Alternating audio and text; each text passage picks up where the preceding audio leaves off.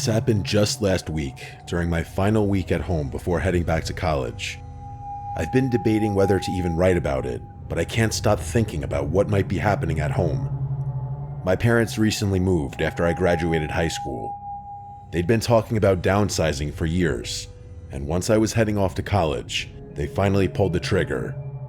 The timing meant I'd only been to the new place a handful of times. My parents had given me the basic tour when they first bought it, pointing out where everything was and explaining some of the quirks of an older home. One thing they specifically mentioned was that the house didn't have a basement, just a crawl space for utilities. They seemed pretty definitive about that, so I never gave it much thought. My parents had left the night before for a week-long vacation, so I had the place to myself. The first night I noticed anything strange was a Tuesday. I was lying in bed, trying to fall asleep, when I heard this tapping sound coming from directly below the floor. It was consistent, both rhythmically and volume-wise. At first, I thought it might be the heating system or maybe pipes settling, but it didn't stop, which made me second-guess myself. I should mention that the room I'm sleeping in is on the first floor of the house, so the sounds were definitely coming from underground.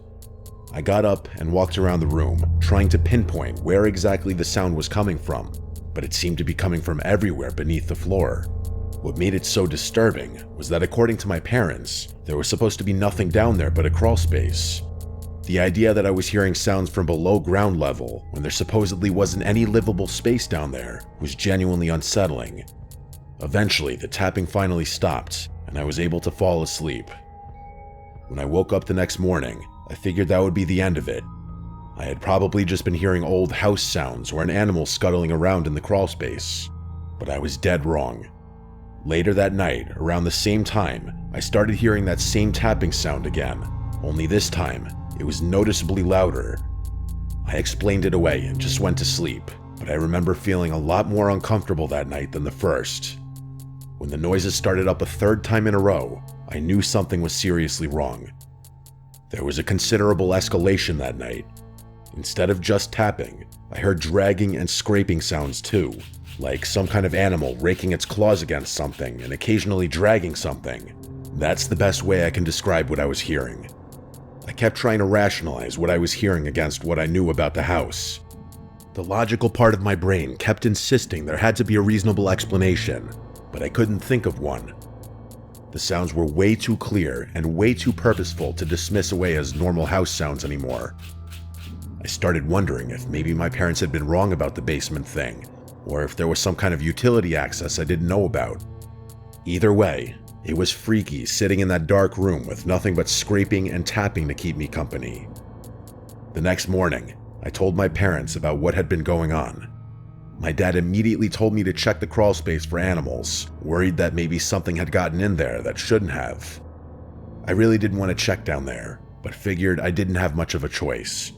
The crawl space entrance is right under the porch, so I had to get my hands dirty to investigate it properly.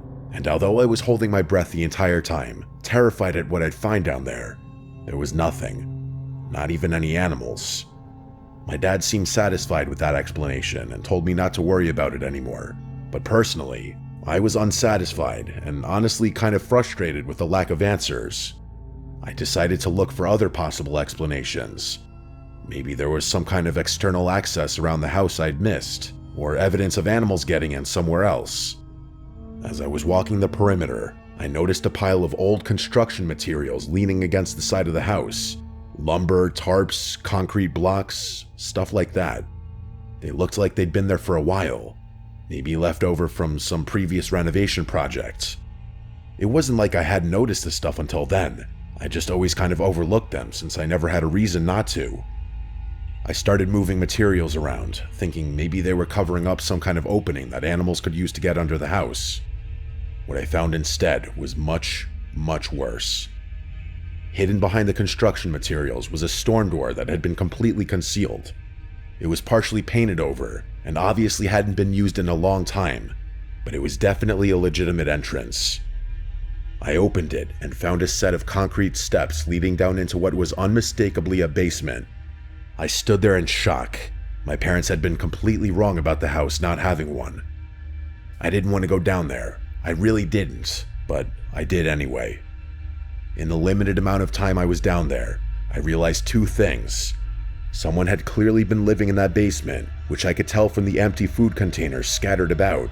And two, whoever had been living down there was not a normal homeless person, which I could tell from the markings that were scratched into the wood foundation. There were scratch marks, they looked like tallies, on one of the pillars, with what looked like demonic drawings on another. Drawings of people and animals, but in a seriously messed up way. Stuff I don't want to repeat here. I didn't stay down there any longer than I had to. It was, and still is, the freakiest scene I've ever stumbled upon.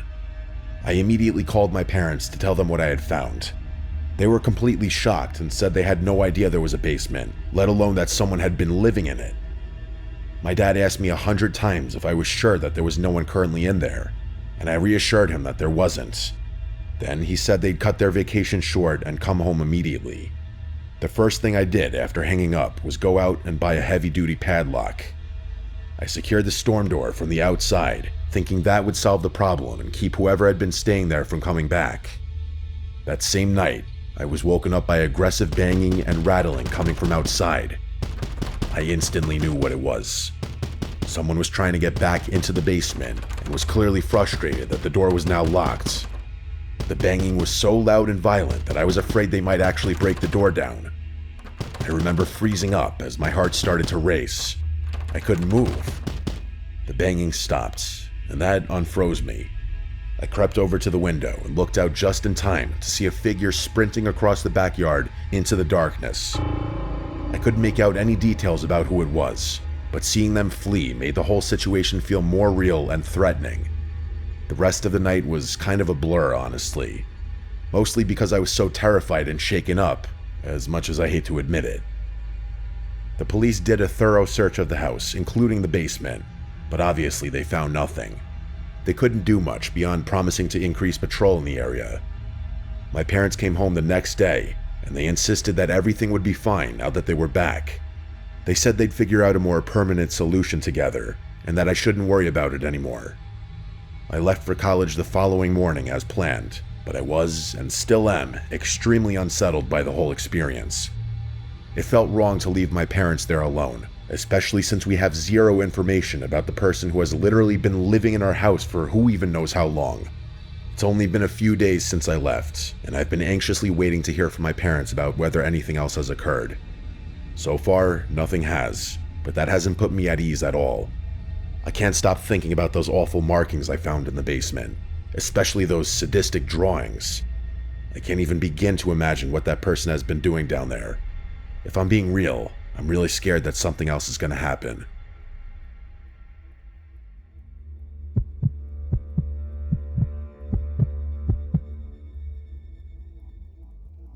I grew up in a small town a few miles from the Montana-Idaho border. I was on the Montana side.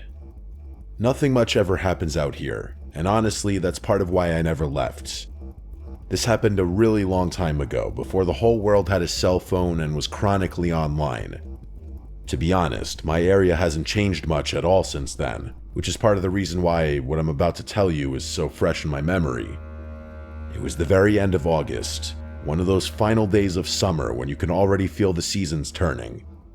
That morning, I was driving my usual route to work, just a 2-lane stretch of highway that cuts through farmland and low hills. Around 15 minutes out, I spotted a car pulled off on the shoulder. It was a light blue, older model sedan, and it looked like it had been there for a while. It was just sitting there on the shoulder. No hazards on, no one standing outside, just sitting there, angled slightly toward the ditch. Now listen, I'm no fool, but I am the type of guy to help a person in need. It's just how I was raised. As I got closer, I slowed down a bit to get a better look. The car wasn't running, and I couldn't see anyone inside. No one in the driver's seat, passenger seat, or the back. It was definitely strange, especially that early in the morning, but it wasn't exactly alarming. People break down and walk off for help all the time out here. I figured maybe someone had car trouble and headed off to the nearest farmhouse, so I kept driving. I had to get to work, and it didn't seem like an emergency. In all honesty, I kind of forgot about the whole thing by the time I got off. But as I was driving home, I saw that exact same car again, in the exact same spot. The only difference was that this time, the driver's side door was wide open. It hadn't been like that in the morning, I was sure of it. I slowed down again, craning my neck a little as I passed, but there was still no sign of anyone. No one walking nearby, no tracks I could see, just that same old car, sitting there with the door hanging open like someone got out in a hurry and never came back. That time, I didn't shrug it off. I pulled over once I had signal again and called the non-emergency line. I told the operator where and what I had seen, and she thanked me before saying someone would check it out. When I was driving into work the next day, the car was finally gone, so I figured that would be the end of it. About a week later though, while I was eating breakfast, I saw something on the local news that caught my attention. Reportedly, the police were investigating a missing person case, something about a vehicle found abandoned along a rural stretch of highway just outside town. The things they were saying lined up exactly with what I had seen. I instantly connected the dots and turned up the volume on my TV. They didn't release the guy's name, but they said the car was registered to a man from out of town who never showed up to where he was supposed to. The thing was, according to the authorities, there was no sign of foul play and there were no witnesses to the situation. I've always been slightly suspicious of the media, so I wasn't sure I believed the story the news people were giving. Either way, it was eerie that I had basically been wise to the situation right when it happened. Come to think of it, I might have been the first person, or even the only person to have reported that car on the side of the road at all. It was definitely a weird feeling. I tried to move on with my life, but I just couldn't. The curiosity was getting the better of me.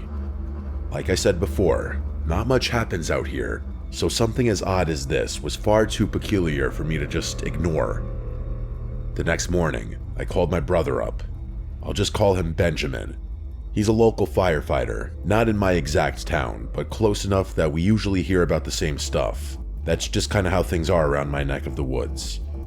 I wanted to ask him if he had any information from the police department, because I knew for a fact they often communicate with each other. He told me that they had gotten some memo about it from the sheriff's office, something about a vehicle found abandoned and obviously the missing person. I asked him if the police were planning to do anything about it. He said he didn't know for sure, but that they'd probably organize a search at some point. He didn't have many details beyond that. I told him we should help out and maybe see if a few of the guys from his station would be willing to join in too. At first, he was confused as to why I was so invested in the whole thing, but I eventually convinced him. And by the way, I'm not really sure why I was so adamant about it either. I guess I just felt like I had some personal connection to it. I didn't even know how we'd coordinate with the police and organize the search, so I let my brother handle all of that himself. Within a couple days, and with permission of course, he pulled something together. The police were already planning on doing a search, and they appreciated the added help. It wasn't anything too grand, just a few officers, some off-duty firefighters, and me. The search was centered around a shallow wooded patch and a couple of old irrigation ditches that ran just off the shoulder of the highway. It was the kind of terrain that wouldn't look like much from a passing car, but once you were on foot, it was clear how easy it'd be for someone to get turned around or slip out of sight. We split off into pairs to be as efficient as possible. I, of course, paired up with my brother. About an hour into the search, one of the pairs radioed in they spotted something through a break in the brush. We all converged on their location as quickly as possible. It turned out to be an old maintenance shack, and from the looks of it, one that probably hadn't been used in years. The whole thing was half sunken into the ground, with overgrowth curling up the sides. From the road, you'd never even know it was there. The door was hanging slightly open, and I could see that the lock had been snapped off. Inside, it was dark and musty, the way you'd expect an uninhabited space to feel. But as my eyes adjusted, I started noticing signs that someone had been in there recently. There were empty water bottles and food wrappers all over the place in a way that seemed deliberate. The search team spread out to check for additional evidence, both inside and around the perimeter of the shack. One of the firefighters said he spotted something by the back wall, so the rest of us went over to check it out. There was a small, clean hole in one of the wooden boards, just above floor level. The hole had sharp, splintered edges that looked nothing like the kind of damage you'd expect from weather or rot. It looked exactly like a bullet hole. We searched thoroughly, both inside the shack and around it, looking for a shell casing, a slug, or any signs of blood, but there was nothing. Just that single, unexplained hole in the wall that did make sense given the complete lack of other evidence. The officers radioed in the discovery to dispatch, and I could tell from their tone that this had moved beyond a simple missing person case. The lead officer gathered all of us together and said they'd take it from there. Then he specifically asked me to leave, since I was the only civilian there.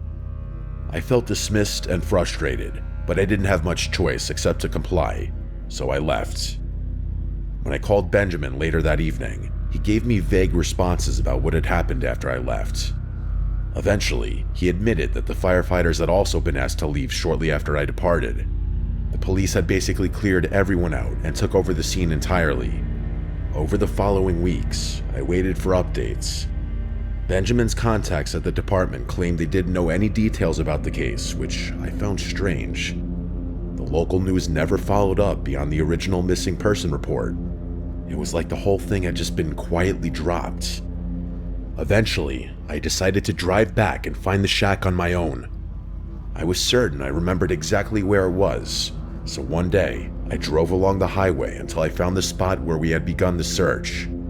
I spent hours walking the area where I was absolutely certain the shack should be.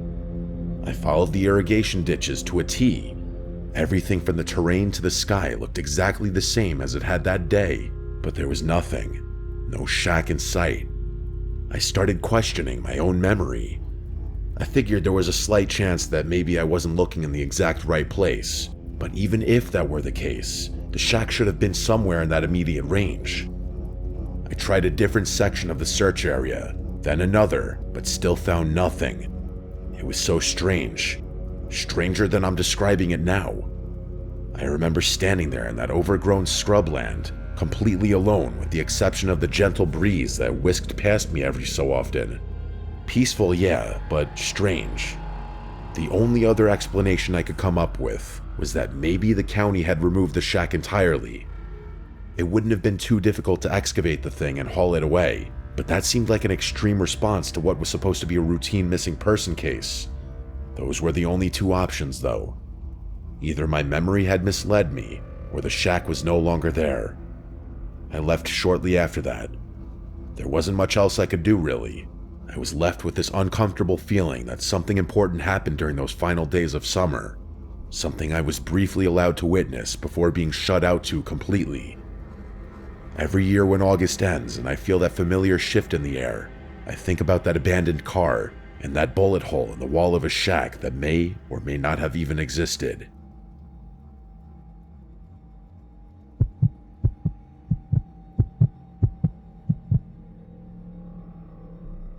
This happened last August, and it's completely changed how I feel about solo camping.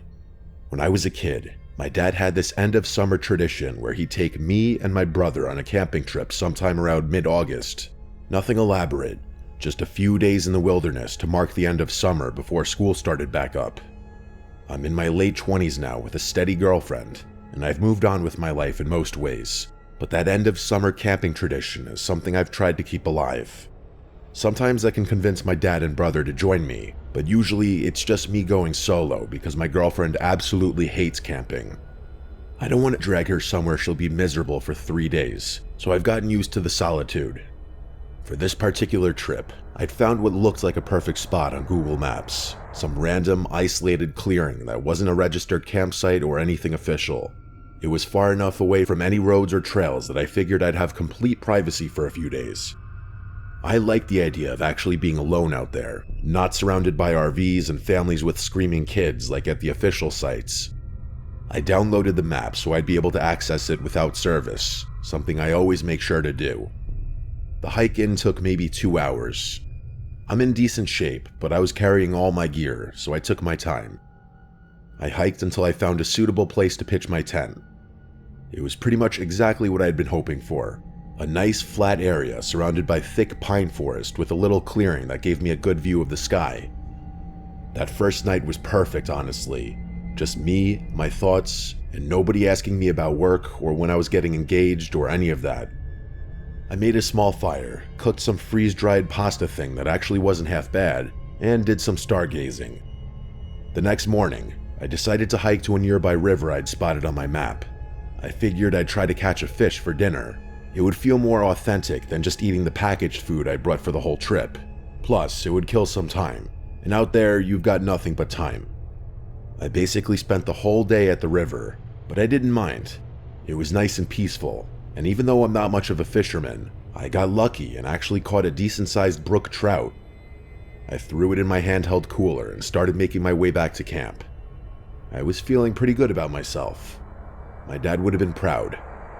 The problem was that I'd completely mistimed the sunset and underestimated how far I'd hiked. What should have been a leisurely walk back to my campsite turned into a trek through the woods after the sun had already gone down. Within maybe 20 minutes, it went from that golden hour light to basically full darkness. I had a headlamp, but the terrain was unfamiliar enough that I was moving pretty slowly. At one point, I noticed a faint light in the distance.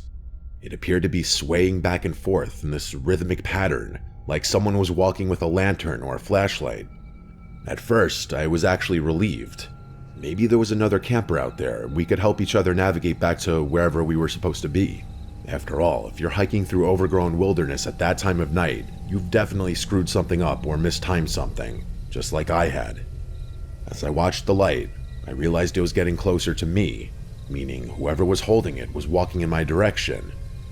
Not wanting to spook them, I decided to announce my presence and yelled out a friendly hello, followed by asking if they were camping too.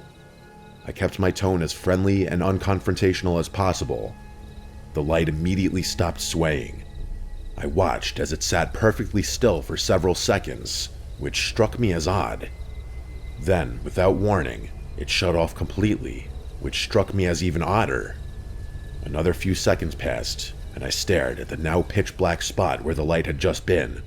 And then, out of nowhere, I heard this violent crashing through the underbrush, like someone running full speed through the forest, but not toward or away from me. Off to the left, perpendicular to where I was standing. It was unmistakable. My heart was going pretty good at that point. The whole thing was really, really disturbing. I can't even begin to describe how uncomfortable I was. Everything about it was just so wrong. Why would someone run away like that? Even if I'd startled them, the normal reaction would be to say something back, right? Or at the very least back away slowly, not spring through the woods in the dark. I tried rationalizing it the whole way back to my campsite.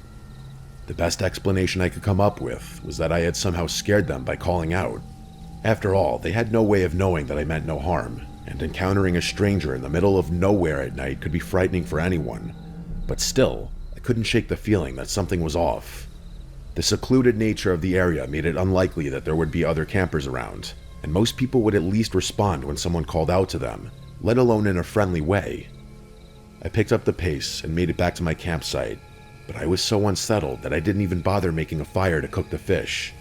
I just sat in my tent, ate some of my packed food, and tried to read my book before calling it an early night. I'm normally a pretty heavy sleeper, especially when I'm camping and exhausted from hiking all day, so when I woke up randomly in the middle of the night, I knew something was off. I listened to my surroundings for a few minutes, but everything sounded normal. Just the usual forest noises you'd expect. Before trying to go back to sleep, I realized I needed to step outside to relieve myself. I unzipped my tent and started to poke my head out. The moon was pretty bright, enough that I could see the clearing without my headlamp. The moment I got a clear view of my campsite, I froze. There was someone standing there, maybe 15 feet from my tent. I couldn't make out any details, just the silhouette of a person where there absolutely should not have been a person. They were just standing there motionlessly, like they were watching my tent. I'd never been in a situation like that before, and I honestly had no idea what to do. My mind was racing, but my body wouldn't move. Surely whoever was there had seen or heard me unzip the tent, and they probably also knew that I was not aware they were standing there. I was likely moments away from being attacked.